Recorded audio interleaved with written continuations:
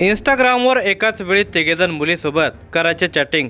पुढं घडलं भयंकर, ऐकूनच हादरून जाल. मोबाईलमुळे जग किती जवळ आले आहे. लोकांना घरी बसल्या बसल्या देशाच्या कानाकोपऱ्यामध्ये घडणाऱ्या घटना क्षणामध्ये समजू लागलेल्या आहेत. घरामधील लहान मुलांच्यापासून ते वयोवृद्ध ज्येष्ठ नागरिकांना मोबाईलवरील कार्टूनपासून ते जुन्या हिंदी गाण्याचा लाभ घेता येतो. मोबाईलचे माध्यम जेवढे चांगले तेवढेच वाईट झालेले आहे. शाळा कॉलेजमध्ये जाणारी मुलं मुली या मोबाईलच्या व्हॉट्सॲप, फेसबुक, इंस्टाग्राममुळे चॅटिंग करू लागलेले आहेत. आत्तापर्यंत या चॅटिंगच्या कारणामुळे अनेक खुनासारख्या गंभीर घटना घडलेल्या आहेत. पुणे शहरामधील चतुर्शृंगी पोलीस स्टेशनच्या हद्दीमध्ये एका तरुणाचे एका मुलीबरोबर प्रेमसंबंध होते. त्याच मैत्रिणीबरोबर त्याच्या दुसऱ्या मित्राचेही प्रेमसंबंध होते. ते दोघेही त्या मुलीशी मोबाईलवर रात्री उशिरापर्यंत चॅटिंग करत असायचे. यामधून त्या सर्वांच्या मध्ये जे काय पुढे झाले ते ऐकून तुमच्या पायाखालची जमीन सरकेल. पण तत्पूर्वी ही व्हिडिओ पुढे पाहण्या अगोदर जर तुम्ही ह्या चॅनलवर जर नवीन असाल तर प्लीज आपल्या ह्या मराठी चॅनलला नक्की सबस्क्राईब करा. मच्छिंद्र जाधव, वय वर्षे 45, हे सद्गृहस्थ, घर नंबर 752/81, शकुंतला गार्डन शेजारी गोखलेनगर, पुणे येथे राहत होते. ते याच परिसरामध्ये इलेक्ट्रिशियनची सर्व कामे करत होते.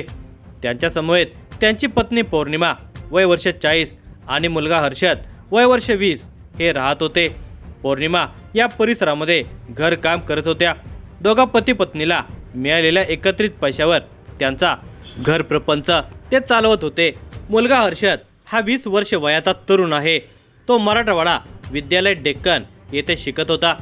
हर्षद हा कधीकधी येरवडा हाऊसिंग बोर्ड परिसरामध्ये राहणाऱ्या मावशीकडे जात असायचा. त्याचा मित्र परिवारही फार मोठा होता. त्याचा स्वभाव बोलका असल्याने बऱ्याच मित्रमैत्रिणींचे मोबाईल नंबर त्याच्याकडे होते. त्यामुळे त्याला मोकळा वेळ मिळेल तसा तो सकाळ संध्याकाळ चॅटिंग करत असायचा.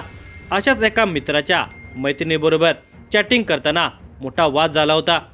हर्षदने त्याच कारणावरून आपल्या मित्राच्या घरी जाऊन मोठा धिंगाणा घातला. त्यामुळे त्या दोन्ही मित्रांच्यामध्ये वाद झाला होता.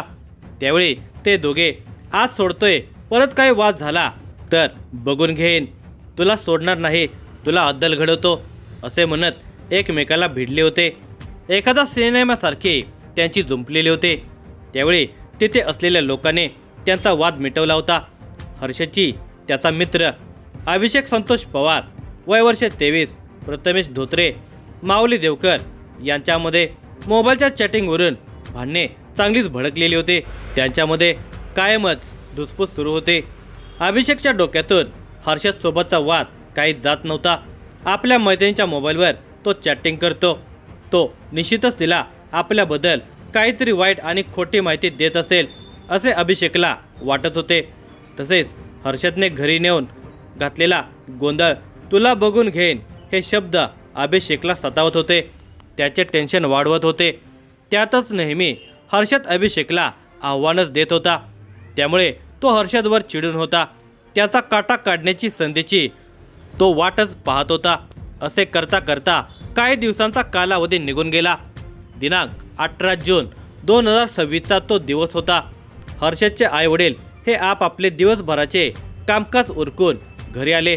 रात्री 10-10:30 वाजण्याच्या आसपास जेवण खाणे आटोपले. हर्षदची आई पौर्णिमा आणि वडील मच्छिंद्र हे दिवसभराच्या कामकाजाने थकल्याने जेवण करून झोपी गेले होते. जेवल्यानंतर हर्षद हा शतपावली करण्यासाठी घराबाहेर पडला. त्याच्यासोबत त्याचा मोबाईल होता. तो चालत चालत जाऊन तिथे पार्किंग असलेल्या एका रिक्षामध्ये बसला. 1-2 मित्र मैत्रिणींसोबत त्याने फोनवर बोलणे केले. नंतर तो मोबाईलवर चॅटिंग करत बसला होता. रात्री साधारण 1:30-2 वाजण्याच्या सुमार झालेला असावा. या दरम्यान अभिषेक संतोष पवार हा बाहेरून कुठून तरी जेवणखाण करून येऊन आपल्या घराकडे चाललेला होता. त्याचे लक्ष त्या रिक्षामध्ये गेले तर रिक्षामध्ये हर्षद हा कोणाशी तरी मोबाईलवर चॅटिंग करत होता. हे पाहून अभिषेकला वाटले की हीच योग्य संधी आहे.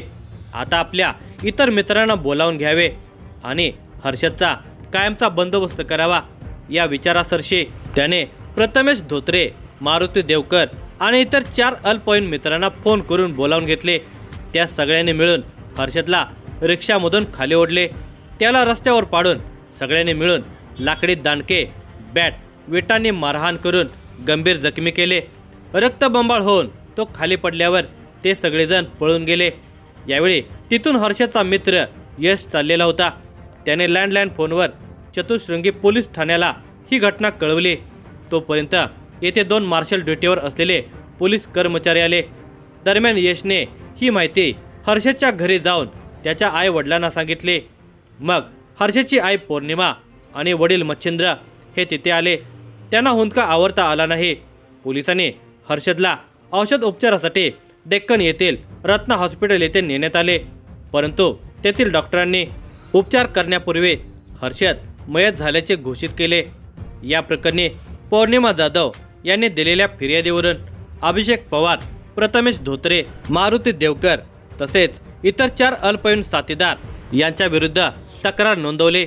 तोपर्यंत घटनास्थळी DCP चुलमुला रजनीकांत, सहाय्यक पोलीस आयुक्त सुरेश जैतापूरकर, वरिष्ठ पोलीस निरीक्षक उत्तमराव भजनावळे, गुन्हे पोलीस निरीक्षक शीतल जाधव, DBचे सहाय्यक पोलीस निरीक्षक अनिकेत पोटे हे स्टाफसह घटनास्थळी दाखल झाल्यावर त्यांनी पुढील तपासाची दिशा ठरवली.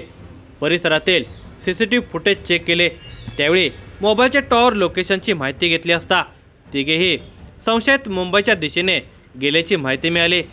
रबाळे पोलीस स्टेशन, नवी मुंबईच्या हद्दीमध्ये त्या तिघांना सापळा लावून DBच्या पथकाने ताब्यात घेतले. संशयितांना चतुःशृंगी पोलीस स्टेशनला आणून वरिष्ठांच्या समोर उभे केले. त्यांच्याकडे चौकशी केली असता त्यांनी गुन्ह्याची कबुली दिली. त्या तिघांच्या विरुद्ध चतुःशृंगी पोलीस स्टेशन येथे गुन्हा रजिस्टर नंबर 272/2026 अन्वये भारतीय न्याय संहिता कलम 2023चे 103-3-5 नुसार गुन्हा दाखल करण्यात आला आहे. या आरोपींकडून गुन्हा करतेवेळी वापरण्यात आलेली हत्यारे, अंगावरील कपडे आणि इतर वस्तू जप्त करण्यात आलेल्या आहेत. अधिक तपास केला असता हर्षदवर यापूर्वी पुणे शहरामध्ये 2 ठिकाणी गुन्हे दाखल असल्याचे निष्पन्न झालेले आहे. या गुन्ह्याचा तपास पुणे पोलीस आयुक्त अमितेश कुमार, पोलीस उपायुक्त चिलमुला रजनीकांत, सहाय्यक पोलीस आयुक्त सुनील जैतापूरकर यांच्या मार्गदर्शनाखाली वरिष्ठ पोलीस निरीक्षक उत्तम भजनावळे, गुन्हे पोलीस निरीक्षक शीतल जाधव, DBचे सहाय्यक पोलीस निरीक्षक अनिकेत पोटे आणि इतर सहकार्याने हा तपास पूर्ण केला. पुढील तपास पोलीस निरीक्षक शीतल जाधव या करत आहेत.